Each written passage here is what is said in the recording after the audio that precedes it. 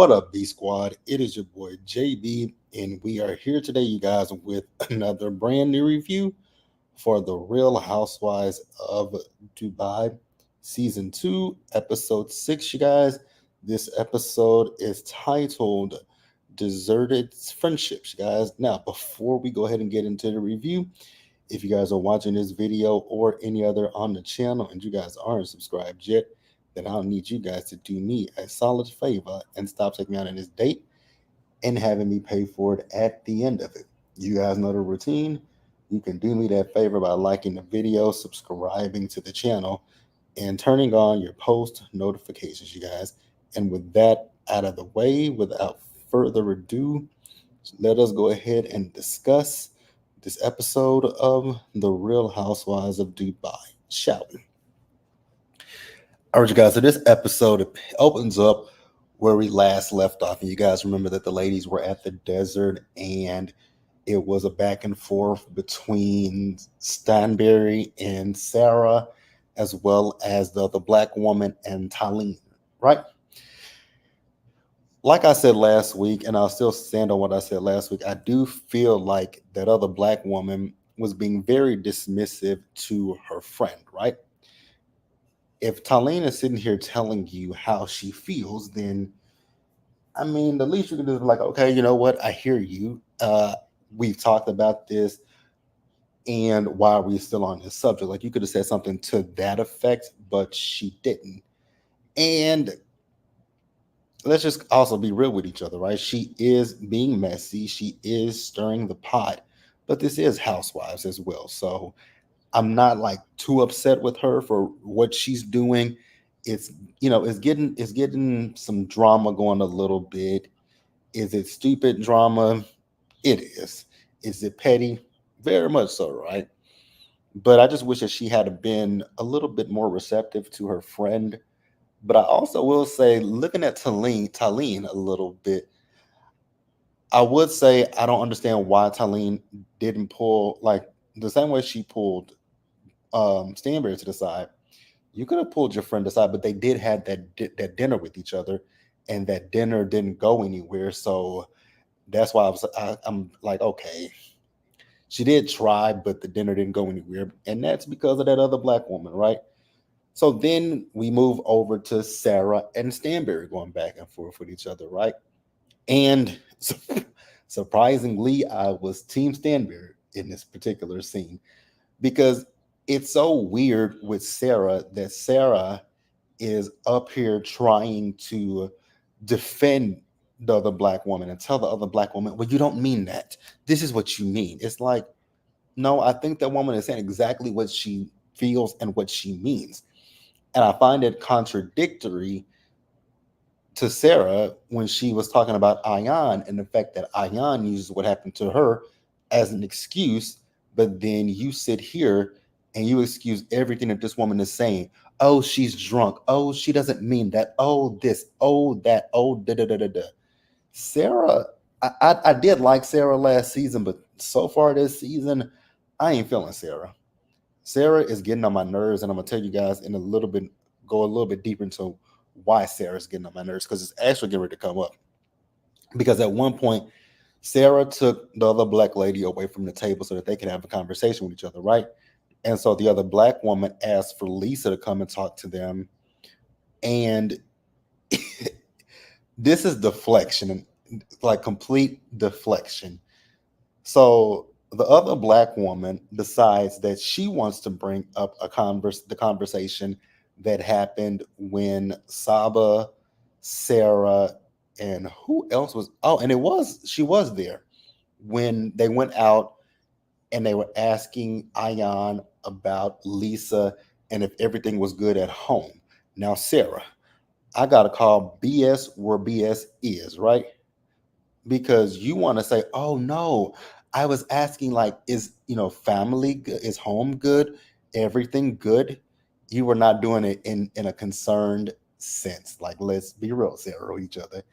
You can gaslight and bullshit them if you want to, but with me, and I think the rest of the view in public, it ain't gonna work. You were talking about the fact that at that part at that dinner that you guys had or whatever, when Lisa kept saying to Talene that she was bitchy, you asked if everything is okay at home, meaning is everything all good with her? Is there something going on at home? Marriage, kids, something like that. It wasn't out of concern. Like let's be real about that. Because if you were really truly concerned about Lisa and what's going on at home, you would have asked Lisa herself. And for Saba to chime in, Saba, sit down somewhere and mind your business, girl. Like I've tried to give Saba. I want when I found out they had a friend of this season. I was like, okay, cool. I like that. I love when they have friends of. Then when we met her, and that first comment that she made about Ayan, I was like, oh, okay, girl, I got a side eye for you, and I still have a side eye for her. But I'm now 100% definitive on how I feel about Saba. I don't like Saba. Don't like her. Don't like her. Period. Point blank. That is all I got to say about Saba. But for Sarah to sit there and play the games as if she was so concerned about Lisa, I'm like, girl, that is a crock of BS. But hey, if anybody believed it, then congratulations to you. I don't really care. Speaking of Sarah, let's go get her boring behind out of the way. So let's talk about Sarah. Sarah. Her scene, you guys. Her scene. I don't have much to say about Sarah's scene other than the fact that, you know, when it comes down to it, there are a lot of things that I see wrong when it comes to Sarah. One, I think she's needy as hell, and I don't think I don't think Sarah is this strong and as independent as she would like to portray herself to be, right? Because this relationship with her and Akeem is kind of confusing. But if it works for Sarah, then her girl, slap yourself silly. But it doesn't make any sense to me, right? So Akeem is going back to Germany. And like I said in last week's review, and I'm gonna stand on what I said in last week's review about her son. I just think it's a little weird that you're not in a serious relationship with this man. You're not in a committed relationship with this man, but you've introduced your son to him, and your son and him went out by themselves. Again, like I said last week, I don't care that this is Dubai. This could be we could be in the pearly gates of heaven. If I don't know you, I don't know you, and I don't really feel comfortable with you around my child. But hey, Sarah's gonna live her life and raise her child however she wants. But I think she should put a little bit of caution to this relationship, especially with the fact that you said the last relationship that you were in, the man didn't accept your child, which I'm still kind of confused about that. Like, did he show you his representative up until after you guys got married? Which is possible, but then the question comes into play is how long did you date him? How long were you guys engaged before you guys got married? Like, there are a lot of questions when it comes to Sarah. And I just think Sarah is just needs a man in her life. Because at one point they talked about what the roles of a man, what he thinks about the roles of a man. Because over there, the man is the provider and all that kind of stuff. And I don't have a problem with women or anybody who still lives by that ideology that the man is a protector, the man is the provider, and the woman, if they feel like the woman is the homemaker and stuff like that, I don't necessarily have a problem with it. If it works for your household, it works for your household, right? But like I said, this relationship with Sarah and Akeem is just to me very nonsensical because they're not in a committed relationship, and you've already introduced him to your son. And then I found it a little odd that when her son went to go answer the door and he let Akeem in, her son was twerking. I was like, ain't nothing wrong with twerking, right? But why is he twerking when he opens the door for that guy? Then, Karen, whatever he called him last episode, a lot of this stuff I think he's emulating seeing from his mother. I just feel like some of the stuff he's emulating from her. But again, that's Sarah's son, how she wants to raise him. it's her business, right? But I just would put a little caution to the wind when introducing somebody to your child. You could have another person that could be saying, "Oh, I want to be with you. I will accept your son," but then at the end of it, they don't choose to accept your son. But hey, again, it's Sarah's life. If she likes it, I love it. So we'll move on to the next person, you guys, and I don't know who I want to go to next. I feel like we'll discuss Ion, you guys. So with Ion, it wasn't a whole lot with Ion in this episode. We saw Ion, she was on the phone with her sister, and they were talking about, she's having her brother and her sister come to Dubai for the launch of Ion Beauty. And that was really pretty much it. I know that, I know that her website is up and all that kind of stuff. I don't wear makeup, so I had no reason to look at Ion Beauty to see what Ion Beauty is giving. But, you know, I do wish Ion nothing but the best when it comes to her, her makeup and everything. But yeah, her website is up, and child, now she got Ion get VVIP access and 10% off. They are really taking that VVIP thing very seriously. But hey, I mean, it's a part of marketing, right? It's a part of marketing. So let's see. Oh, Jesus Christ. Her the stuff is expensive. She got lashes. These lashes are expensive. And these the accessories. Oh, yeah. This stuff a little high. A little bit on the high side. But hey, congratulations to you, Ion. That's really all we got for her in this scene. If I left anything out that you guys definitely want to discuss when it comes to on this episode, feel free to leave it in the live chat or in the comments. I'm always here for that. And we will go ahead and move on. Oops, my bad. We'll go ahead and move on to the next person, you guys. So I guess we'll go ahead and talk about Lisa, shall we? Yeah, let's talk about Lisa real quick. So, also, one really a whole lot with Lisa in this episode, but what we did get from Lisa, my heart kind of went out to her. So we see Lisa and Ion, they met up with each other, and they talked about the desert, the fact that you know Talene is friends with the black woman, and right now they're not on good terms with each other. And so now it kind of looks as if Talene has went and befriended someone who is not currently friends with the other black woman, i.e. Stanberry. And Ayan said that she would never do that to Lisa. And I was like, ooh, it's a lot of force. When we talk about Lisa and Ayan's relationship this season, it's a lot of foreshadowing. And I'm like, my God, I wonder when we're gonna get to it, because at the end of this episode, it showed what's still to come this season on the Real Housewives of Dubai. So we have 6 more episodes left, plus the reunion. So I'm very curious to see where the downfall comes in. I'm really interested. And I don't know what the current dynamics are with this group, because I don't really keep up with a lot of them outside of social media. The only people that I follow on this show are Lisa and Ayan. I don't follow Stanberry. I do, you know what? I do follow Sarah, but I don't keep up with Sarah like that. Um, so I don't know what the dynamics of this group are. So I'm interested to see what the reunion is going to give.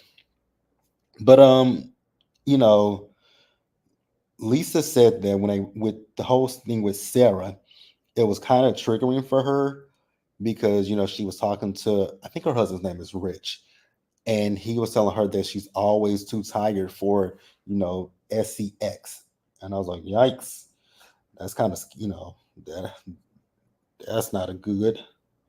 But she feels like she's overwhelmed, and I would imagine she is, being a mom, an entrepreneur, a wife, a reality TV star, and all that kind of stuff. Yeah, I would imagine that Lisa is probably burning a candle at both ends. And so she's just kind of worried at this point, right? because she, like I said, she feels overwhelmed. And I like the fact that her mom instilled in her after what happened with her dad that, you should have your own in case something happens. But I don't, for me personally, it's always like I would say that it is nice to have your own in case something happens, but you don't want to live you don't want to live your life thinking if maybe the other shoe will drop. But I do hope that things work themselves out for Lisa and for Rich. But I think what it is, she, instead of having all those alarm clocks, I think she needs to probably, better manage her schedule so that way she's able to, do these things, right? Maybe when it comes to the company, delegate tasks to other people that can, assist it. If you have whoever, delegate tasks to people so that way it's not all on you, right? I know people like to be hands-on, but just try to figure some things out where you're not, again, like I said, burning a candle at both ends, or even like what some people, like what I used to do, have a planner, just plan out your day. Like, okay, I'm gonna do this in the morning, so that way I can have my afternoon free to be able to spend time with my kids. And then at night, me and my husband, we have date night, things of that nature, right? So I wish nothing but the best for Lisa and for Rich. And that is all we got, you guys. And we'll move on to Talene. All right, you guys. So with Talene, I do like Talene. I want to say that. I do like her, but I'm kind of side eyeing her just a little bit, right? Just a little bit. And I want to say this real quick because I see so many people saying, oh, she came on Brooks, I said her name. The other black lady brought her onto this show, and now she's going against her friend. Like, that's not, like, you don't do that. But here's my thing, you guys. I want to call contradiction out where contradiction is. The same way people had an issue with Anne Marie last season of Real Housewives of Dubai, where she was friends with Kyle, and she stood up for Kyle when it came to her friendship with Sutton. 8.5 didn't like Sutton. Let's be real. 8.5 didn't like Sutton because of Kyle. But but people attacked her and didn't like her because of that. But now with Talene, she doesn't have her friends back, quote unquote, and y'all have an issue with her. Another person who did that people came at them because this person brought them onto the show. Real Housewives of Potomac with Aneka. People didn't like Aneka last season because of the fact that she came onto the show with Ashley. She teamed up with Ashley, Giselle, them, and didn't like Wendy. So people were upset about that. I just think it's kind of funny to me. I think it's funny, but hey, it's like y'all are upset with Talene because her friend brought her on the show, but now she's so-called turning her back on her friend. I don't see it that way. I see it as my friend brought me on the show. My friend is starting crap with me and other people, and she's calling it out. Because let's just be real. If she came on the show and, you know, the other black woman and Stanberry were having issues, and she just jumped on the bandwagon and had an issue with Stanberry doing nothing to her, y'all would be like, girl, you just coming to her for no reason. Like, she ain't done nothing to you. You just going with her because you friends with the other black woman. Sometimes I feel like these housewives can't win when it comes to the fandom. I do feel that way, right? I do feel that way. And let me put myself in this, right. I don't, again, when it comes to Talene, I don't have an issue with how she's moving. I don't like, what I will say is with Talene, because her family dog passed away, right? And she was talking to her family about the fact that she sent the message to the group. The only people who responded were Lisa, Ion, and Stanberry. She said the other black woman didn't respond. I did wake up this morning and I saw on Twitter that the other black woman said that she did respond. I don't care. It is what it is, right? Now, what I want to say when it comes to Talene, the only thing that I did not like with Talene was at the table. in the desert when she kind of called the other black woman out. I didn't kind of like that. I didn't like that, but I understood why, because we tried to squash it, but then you didn't want to squash it. So I'm not too upset with Celine in regards to that. And so the other black woman is having a birthday party for her son, and Celine said she wasn't going because I guess she had reached out to the other black woman or something. I wasn't really 100% listening, but she never got a response back from her, so she decided not to go. It is what it is. I really don't care. Let me know what you guys think. Let me know what you guys think for real. And we'll move on from Celine and we'll wrap up the episode with Stanberry, you guys. Ooh, it ain't really. I think with this one, I'll just be talking about my opinions about Stanberry. Sergio's family sees what I think we, the viewing public, see, that Stanberry does not want a child with that man, because his mom even said that his family even agrees that he needs to have his own friends so that he is not always up under Stanberry. I was like, my God, if your family see it, then Sergio, get off the Ti. Never mind. I was gonna say it. Just get off. Actually, I can say it. I hope I can say it and not get demonetized. Get off the tit. Like, please get off of it. I just want Sergio to get off of it because, my God, he's so needy and it's so annoying. Like, I can't say I can see myself with see not myself. I can't say that I can see Sergio with a baby because, my God, today he would smother that child with, like, he would be, that child would never get any rest because Sergio would be holding that child, and I know that baby would be like, that baby would probably just be crying like, "Will this dude please put me down?" Right now, here's a scene that I was not expecting when Stanberry and her daughter, what's her name, Yasmin, went out with each other. So Stanberry unfortunately did not get to go on the college tour trip with her daughter and her ex-husband, right? So her daughter, she's asking her daughter, is she ready to live by herself? She's like, I feel like it, because she feels like Stanberry never prioritized them. I was like, my God, your child is in here telling you that you were not the best mother to her and your other children. And I know that that had to hurt Stanberry to hear that. But, like I've always said, we cannot diminish how kids feel. That is her daughter's feelings, and you can't take away how she felt, right? Now, what we did find out that I found rather interesting. So, Serge, now I don't know how long Sergio and Caroline have been together in a relationship, but what we did find out in this episode was that with Stanberry and Sergio, that during the quarantine, her husband moved out, and when the quarantine happened, Sergio moved in and was quarantined with them. I was like, oh my God. Like, wow. That means that was just recently that Sergio moved in. So I can see why your daughter don't like him. She ain't had no time to get to know Sergio, and then she doesn't like the fact that Sergio, tries to discipline her with Caroline. And I feel the same way because my stepdad tried that with me, and it didn't work. Like, sir, you're not my father, so don't try it. What up, D?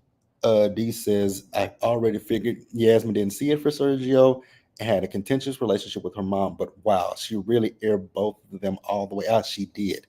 I was not expecting for her to say that.